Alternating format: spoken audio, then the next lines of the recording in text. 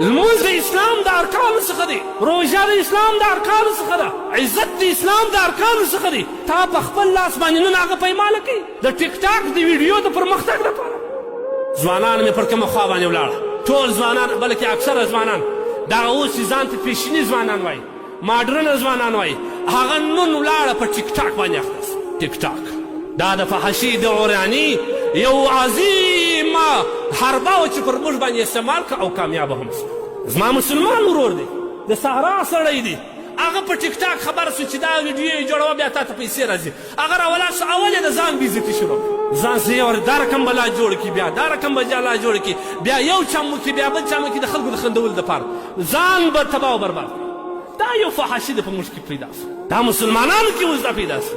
ځوانانو په دې باندې اخته شو. ځوانانو واورئ، د قیامت په ورځ به الله پاک جل جلاله ستا د ځواني پوښتنه ستاسو کوي، ستاسو به کوي.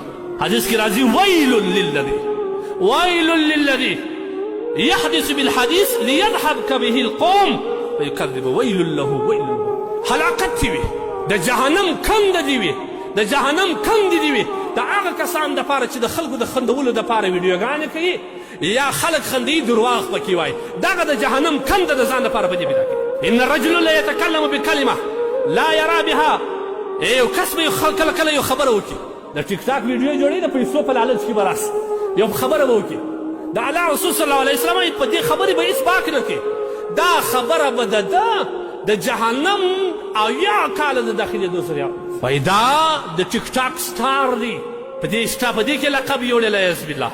نن زموږ پښتانه ځوانان، هغه احمدشاه ابدالي، هغه میرویس نیکه، هغه زموږ بهادوره پښتون نن په ټیک ټاک بدل شو، نن عریاني او فحاشي کوي. د الله رسول صلی الله علیه وسلم وایي یصبح یأتي علی امتی زمان پر امت یو زمانه راځي، يصبح مؤمنا ويمسي كافرا، يمسي مؤمنا ويصبح كافرا، يبيع دينه بعرض من الدنيا.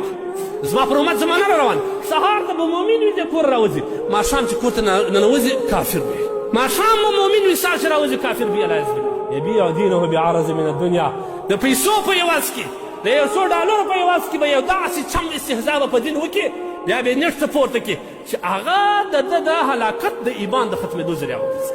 بعض کسان خو به تاسې لیدلي دا ویډیو، هغه په نېټ کې په لمانځه باندې بسخانوي، په تراوو بسخانوي، په روژو باندې بسخانوي، په ژړه باندې بسخانوي.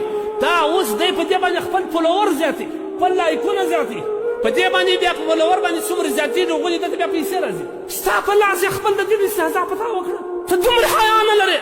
لمونځ د اسلام د ارکانو څخه دی، روژه د اسلام د ارکانو څخه ده، عزت د اسلام د ارکانو څخه دی. تا په خپل لاس باندې نن هغه پیمانه کوي د ټیک ټاک د ویډیو د پرمختګ لپاره، که د خدای نه شرمېږي. دا کس واورئ، حدیث کې راځي نبي کریم صلی الله تعالی علیه وسلم فرمایي داسې کسان به چې د دین په خلاف په یو داسې خبره وکړي دی به هېڅ هم نه بولي، دا کسان به د اسلامه داسې وځي لکه د هغه تیر چې ځینې باسي د دې خپل دغه څخه چې دا تیر ووځي، څومره اسانه وځي، داسې به د ایمان د دې د سر وځي. زموږ نه معاشرت سره کم شي، توبه او برباد شي.